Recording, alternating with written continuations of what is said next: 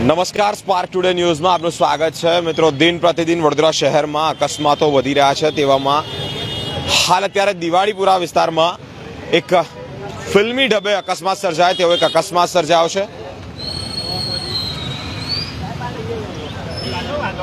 ટાટાની આ એક 4 વ્હીલર છે તે સ્ટીરિંગ પરથી કાબુ ગુમાવતાની સાથે જ પલટી મારી છે।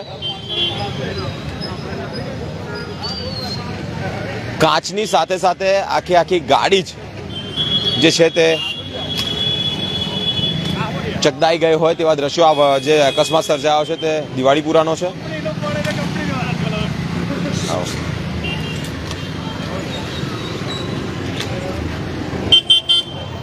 દિવાળીપુરા ખાતે જ્યારે અકસ્માત સર્જાયો હોય, ગમખ્વાર અકસ્માત છે। કોની ગાડી છે?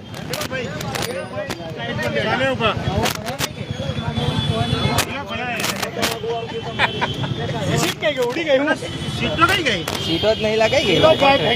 अरे यार ક્યાં છે ભાઈ?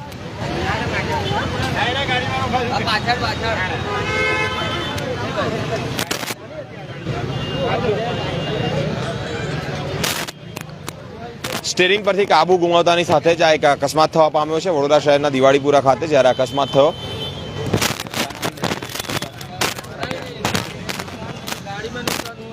ગાડીનું નુકસાન થયું છે, પરંતુ સદનસીબે વ્યક્તિને કોઈ પણ પ્રકારની ઈજાઓ નથી થવા પામી।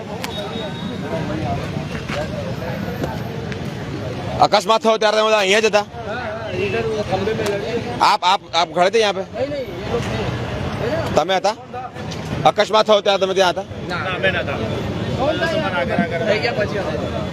सब लोग बाद में आएगा। ફિલ્મી ઢબે અકસ્માત થયો હોય તેવા દ્રશ્યો જે જોઈ રહ્યા છો તે દિવાળીપુરા ખાતેના છે। આખી ગાડી જ પલટી મારી છે મિત્રો, પરંતુ જે ડ્રાઈવર હતો તે બચીને બહાર નીકળી ગયા છે। તેઓને કોઈ ઈજાઓ થવા નથી પામી।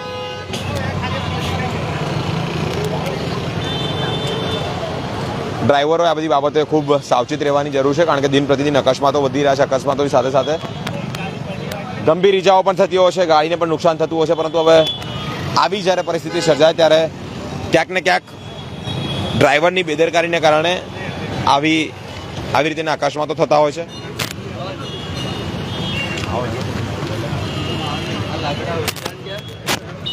કોણ ગાડી?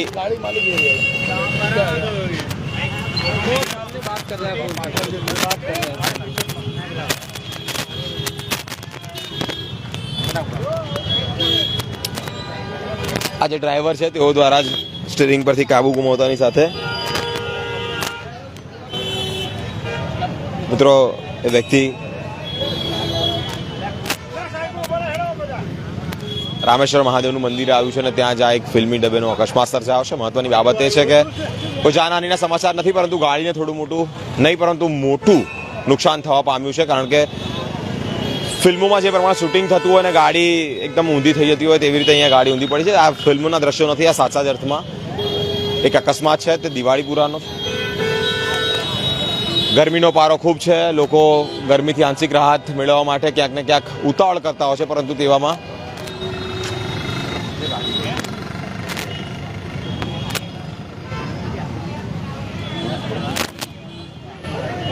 તમામ જે ડ્રાઈવરો છે તેઓએ સાવચેતી રાખવાની જરૂર છે, કારણ કે આવા કિસ્સાઓ અવારનવાર બનતા રહે છે અને અવારનવાર કિસ્સાઓમાં ક્યાંક ને ક્યાંક પોતાને પણ ગંભીર ઇજાઓ થતી હોય છે, સાથે સામે જે વ્યક્તિને અથડાવ છે તેને પણ ગંભીર ઇજાઓ થતી હોય છે। ટ્રાફિક જામના દ્રશ્યો જોવા મળી રહ્યા છે।